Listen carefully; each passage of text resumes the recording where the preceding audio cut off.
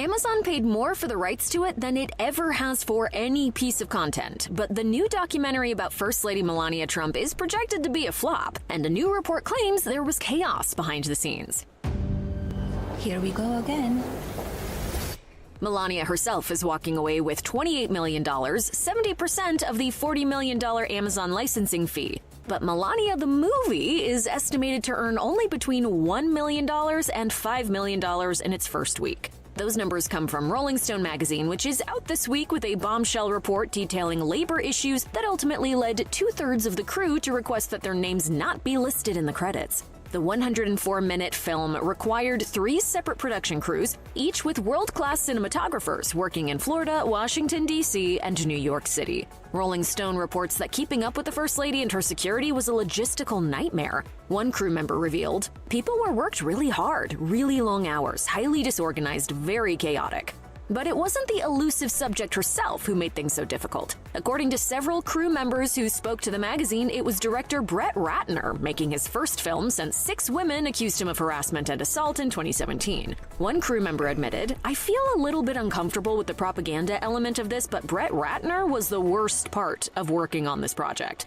Ratner allegedly left a mess wherever he went on set, leaving behind litter like orange peels and gum wrappers in his wake. One crew member said they saw it firsthand, telling the magazine, "He did actually chew a piece of gum and throw it in a coffee cup on my cart, but didn't acknowledge my existence for even 1 nanosecond."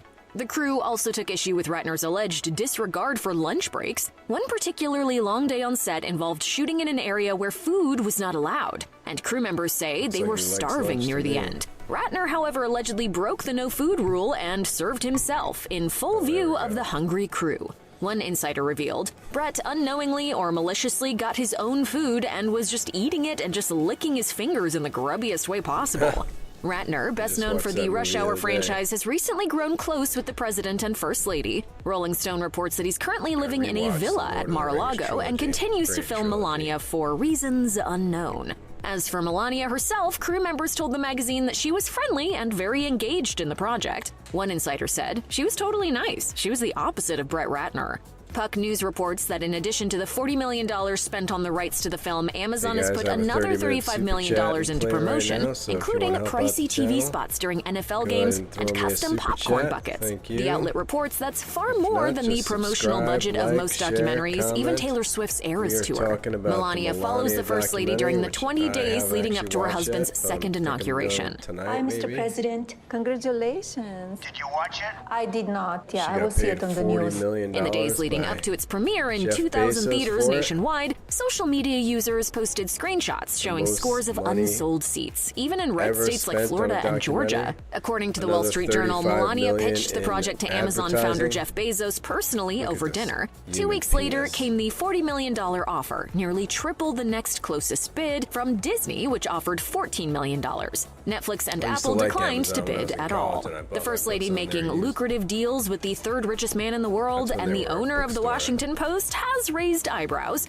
but an Amazon spokesperson says the company is simply giving viewers what they want, explaining, "We licensed the upcoming Melania Trump documentary film and series for one reason and one reason only, because we think customers are going to love it." Okay. Let's see what else we got.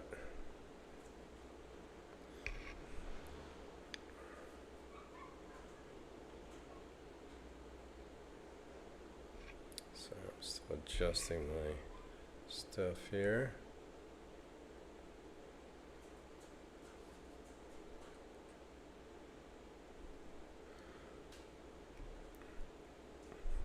Chaos behind the scenes of Amazon's Melania Trump doc. Crew members say the worst part of working on the film wasn't promoting the Trump administration. It was having to work alongside accused sex pest or predator, Brett Ratner. On Saturday, the same day that ICE agent shot and killed ICU nurse Alex Preddy as he was restrained face first on the ground in Minneapolis, a few dozen VIPs, including Apple's CEO Tim Cook, that guy is such a suck up to Trump. Did you see the gold plate he gave him at the White House? Just to, I mean, these CEOs, is there more cowardice people in the United States than the CEOs of the major tech companies or CEOs in general that are out there just, shining Trump's balls trying to get favor with him so they get favors for their companies? Yeah, I know you got to do what you got to do, but I mean, how rich are these guys? They don't have to take shit from Trump. Queen Rania of Jordan and former heavyweight champion Mike Tyson. I do like Mike Tyson, but he's always been a big Trump guy. Gathered at the White House for a lavish party complete with custom-made popcorn buckets and gift boxes emblazoned with First Lady Melania Trump's portrait to celebrate the forthcoming documentary, Melania, 20 Days to History. And from what I hear, it doesn't give anybody any of the real information they want, like what was with you and Jeffrey Epstein, how did you really meet Donald Trump, how did you get an Einstein visa to the U.S., which is reserved for geniuses, which clearly you are not. The private sneak peek screening was held ahead of the Brett Ratner-directed film's world premiere, slated to take place at the Kennedy Center in Washington, D.C. on Thursday. The fine print along the bottom of an invitation to the premiere reads, "If you are a government employee or a government official, by accepting this invitation, you are confirming that you have received approval from your ethics officer or legal department to attend this event and accept any provided items." The boilerplate language refers to the fact that federal officials and government employees are subject to strict rules on accepting gifts from anyone who does business with the government to avoid conflicts of interest or even the mere appearance of a conflict. The irony is thick. A little over a year ago, Melania sparked a bidding war among Hollywood studios eager to curry favor with the incoming Trump administration. Amazon MGM Studios ended up beating out both Disney, which had just donated $15 million to Trump's future presidential library to settle a dubious defamation claim the soon-to-be president had levied against its subsidiary ABC, and Paramount, which was seeking good relations with the White House ahead of a blockbuster merger that would be subject to FCC approval. A few weeks before Amazon, which they got, by the way. Just another way Trump is using the White House to make millions of dollars and take his bribes. Just like with the shitcoin and everything else. His Bitcoin is a way for Saudi Arabia and, all those Middle Eastern countries and whatever other countries want to curry favor with Trump to donate money to Trump through his Bitcoin, and it could be anonymous, and they could say, "Hey Donald, we just bought $1 billion worth of your Bitcoin. Can you do me a favor and bomb Iran?" A few weeks before, Amazon MGM Studios offered an eye-watering $40 million for the film rights, the most the streamer had ever paid for any piece of content. Amazon founder Jeff Bezos dined with President Donald Trump and his wife at Mar-a-Lago. According to the Wall Street Journal, the First Lady kept roughly 70% of the licensing fee, $28 million. The grifters, the Trump family, if they're nothing else, they're professional grifters. And technically, there's nothing illegal about that. The First Lady is, for ethical purposes, considered to be a private citizen, and so the conflicts of interest statutes, the regulations for other executive branch employees simply don't apply, says Don Fox, the former acting director of the U.S. Office of Government Ethics who worked under President George Bush and Barack Obama. But, Fox adds, his office would have advised against accepting such a lucrative deal with Amazon at the start of a new administration because of the executive business Bezos had before the federal government. It just looks like it's buying access and buying favor. Yeah, duh. Amazon Web Services is a giant federal contractor supporting numerous government agencies, including the Department of Defense, and Bezos' aerospace company, Blue Origin, has NASA contracts worth billions of dollars. A spokesperson for Amazon MGM Studios denied that the studio had any ulterior motives, telling Rolling Stone, "We licensed the film for one reason, and one reason only, because we think customers are going to love it."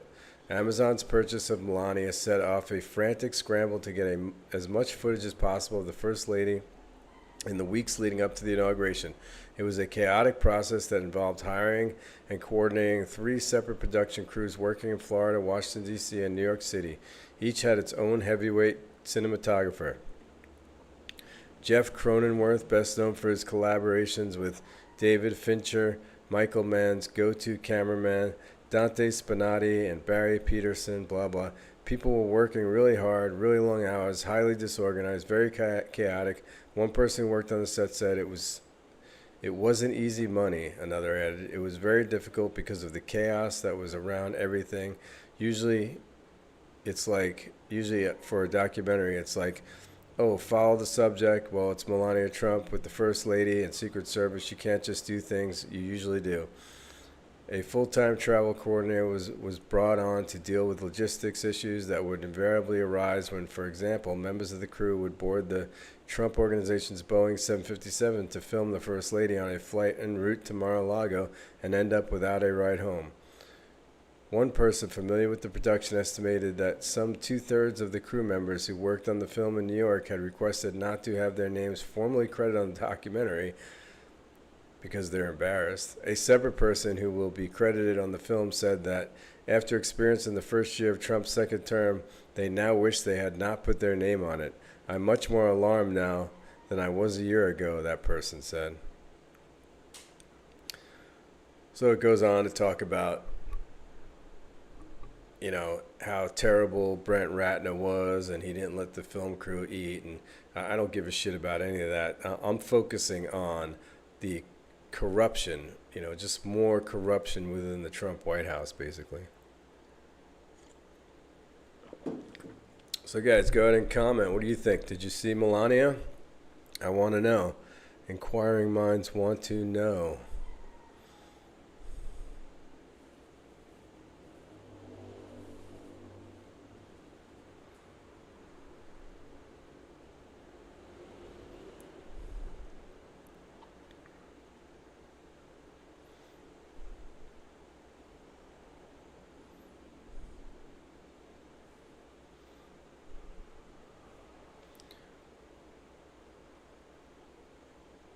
Okay, moving on from Melania. I'll have to watch it and then we'll talk more about it, I guess, after that. So where are we in our 30-minute?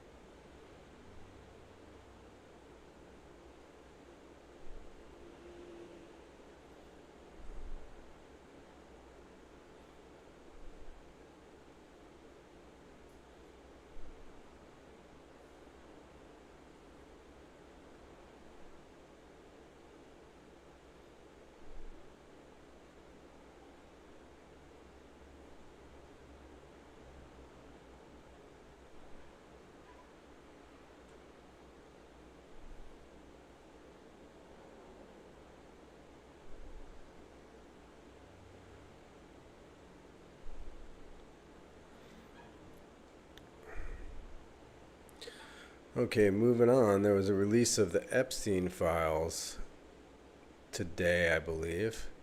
And this is from the Hindustan Times. I've seen them before. They must be a foreign.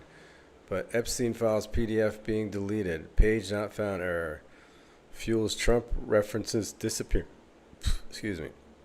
Some social media users have reported that portions of the Epstein files have become inaccessible, displaying page not found errors.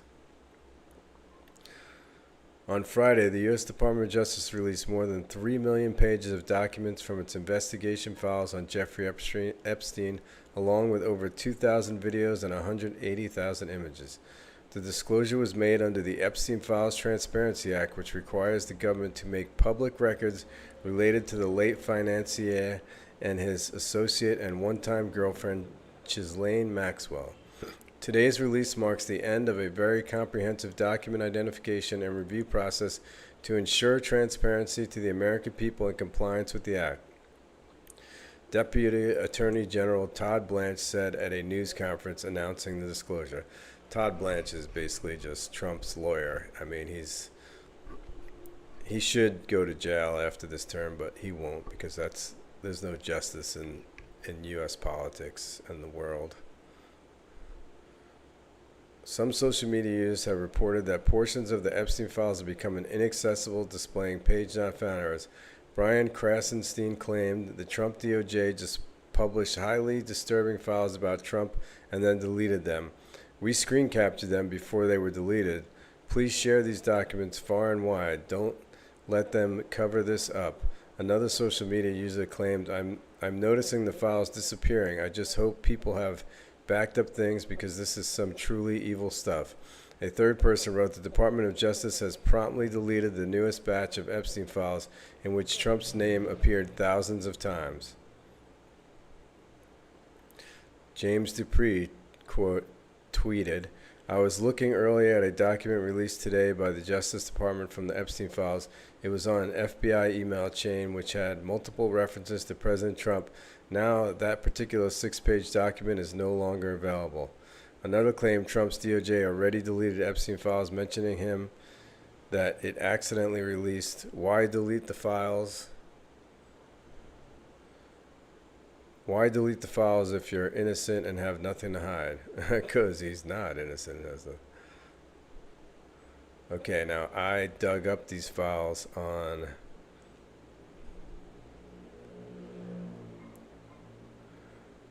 Krasenstein's website here. And here is one page. Let's see if we could adjust this for you guys.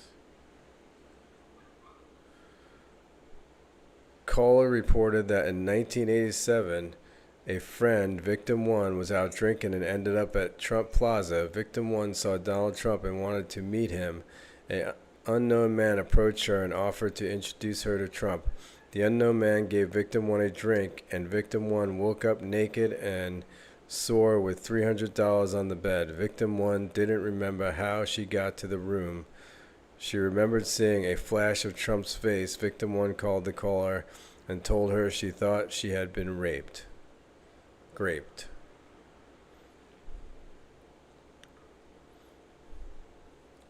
Let's see what else we got here.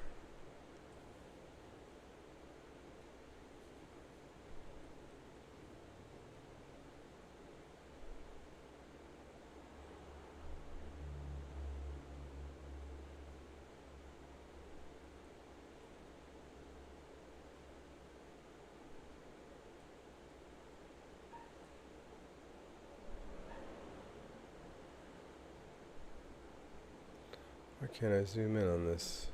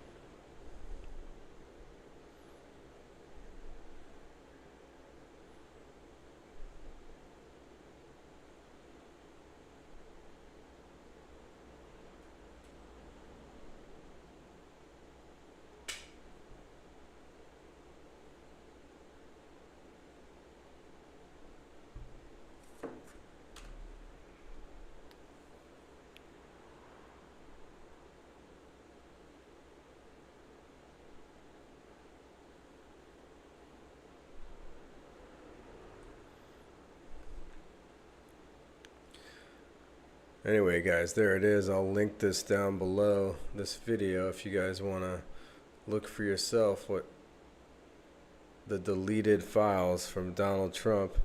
And apparently he's Yeah, let's just read it and see what they have to say here.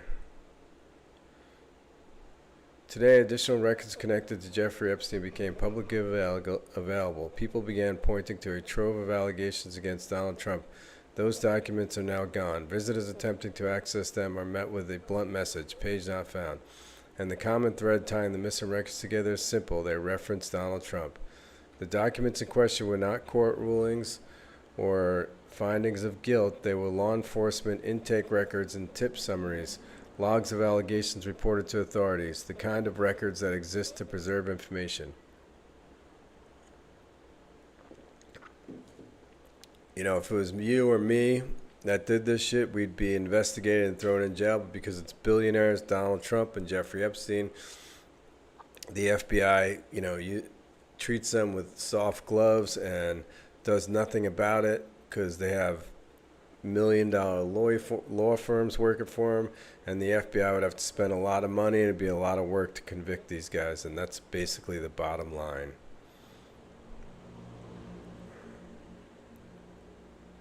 They report on allegations that Trump forced a 14-year-old girl to give him oral sex, as well as allegations that he partook in disturbing sex orgies. Below you can see some of the documentaries that are no longer active on the DOJ's website. And that is precisely why their disappearance matters. Among the allegations described in the removed documents were claims that Trump attended gatherings where young women were trafficked, that he was present at events connected to Epstein, and that complaints believed he participated in or witnessed criminal conduct. Some entries reference Mar-a-Lago, others reference Epstein properties. Several describe Trump being named alongside Epstein and Ghislaine Maxwell in accounts provided by callers to federal tip lines. The Department of Justice is not supposed to disappear records because they are politically inconvenient. Tip logs are not endorsements. Allegations are not verdicts. Transparency demands that uncomfortable information remain accessible, especially when it involves powerful people. The timing is what raises alarms. New Epstein-related material becomes public. Public scrutiny spikes. Journalists and researchers begin cross-referencing older DOJ records. Suddenly, documents that mention Trump vanish from the site entirely. Not redacted, not annotated, not archived with explanation. Gone. The DOJ message suggests files were moved due to administrative changes between presidencies, but these records were accessible until now, and their removal coincides exactly with renewed public focus on Epstein and renewed scrutiny on Trump's past associations. Donald Trump has repeatedly claimed he has nothing to hide. If that is true, then why should the public be shielded from seeing allegations that were reported and logged years ago? Transparency is not optional, it is foundational. When official records quietly vanish, trust evaporates. When those records involve one or more powerful and polarizing figures in the country, the silence becomes deafening. Let's read some of the comments. I'm sure someone has downloaded them. They're downloaded in this article. I hit the like button because I thank you hugely for sharing. God knows we must be kept apprised about what's currently happening with the odious pedophile shit show, aka the Epstein files. But I sure as hell do not like what I'm reading whatsoever. I'm sickened and horrified about what happened to the poor kids who were exploited, traumatized, and sometimes murdered by those deplorable sickos in power that treated children like disposable toys and not little human beings. Did they all start out by ripping the wings off butterflies and then murdering kitties, and then graduated to these heinous, repulsive, abhorrent, and aberrant behaviors? They should be drawn and quartered. The more I read, the more I weep for those kids.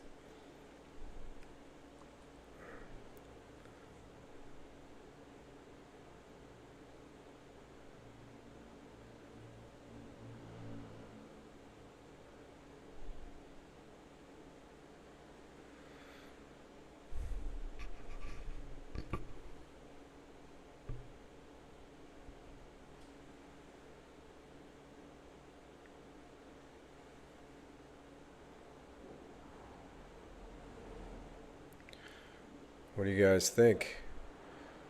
Go ahead and comment. I have 3 minutes left on my live chat, and then I'm out of here. But I will be making some pre-recorded videos about this, and you'll have time to check it out. Thanks everybody for watching. Go ahead and subscribe to the SpinCycle. Get a live chat, get a membership, chat with me. I do live streams a couple times a week. I'm doing it right now on this, on the PC platform, but I do the vertical lives too. They're much more in real time. These kind of PC ones I do are usually have a ton of lag depending on how fast my internet is at the time, which kind of sucks, but I'm trying to work on it. I'm going to get Starlink soon. Hopefully that'll help with the internet speed, or I don't know what it is, the computer load speed or something.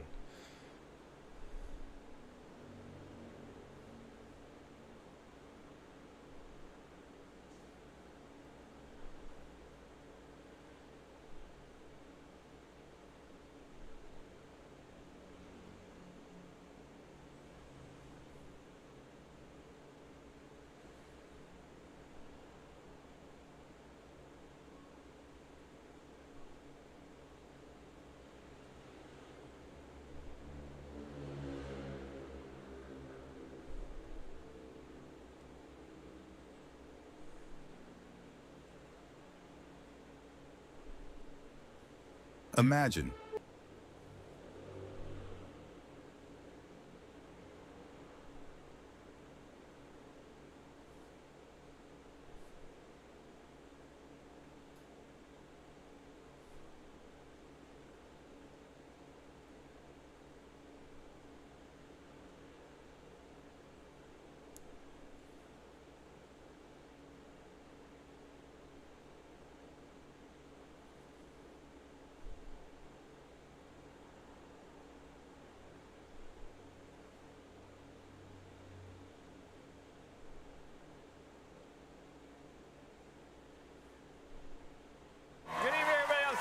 This is Late Night. How's everybody doing tonight? And now, if you don't mind, we're going to get to the news. President Trump said in a new interview that Border Czar Tom Homan's immigration enforcement operation will be, quote, maybe a little bit more relaxed. Yeah, he seems chill. He looks like if a canned ham was mad at you.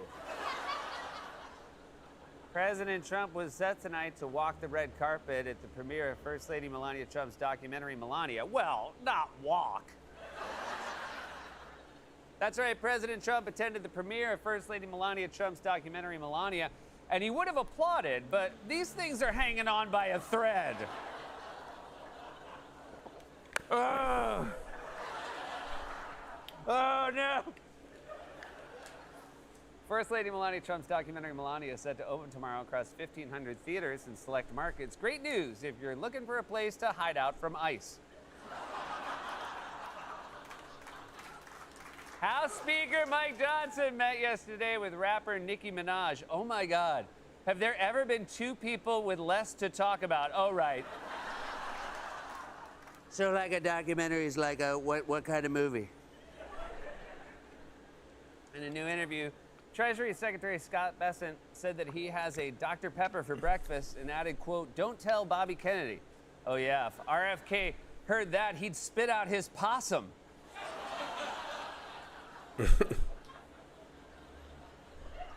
The footwear brand Birkenstock this week unveiled a new bridal collection which features 6 sandals made with higher quality materials. And for the groom, just kidding, there's no groom.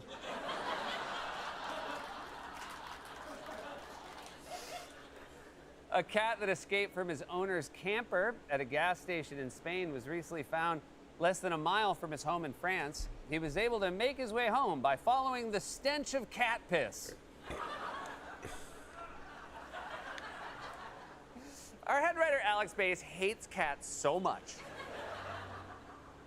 And finally, today was actor Tom Selleck's 81st birthday. He'll spend it like all 81-year-olds by being tricked into a reverse mortgage. That was a monologue, everybody! We have started our show. We got a great one for you tonight. You know him from shows like Community, The Bear, and House of Villains. He's currently starring in Animal Control, which airs Thursday nights on Fox and streams the next day on Hulu. My very good friend Joel McHale is back on the show. She's a fantastic actress. We've seen in Saltburn, Task, Conversation with No Friends. idea who that is. Next, she's in Joel Wuthering McHale. Heights, which is in theaters February 13th. Allison Oliver.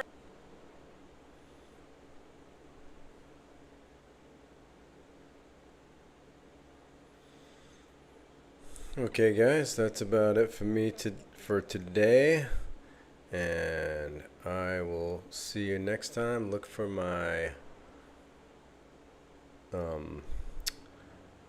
pre-recorded videos. Subscribe to the channel. Thank you for watching the Spin Cycle. Like, share, comment, all that good stuff, and I will see you next time.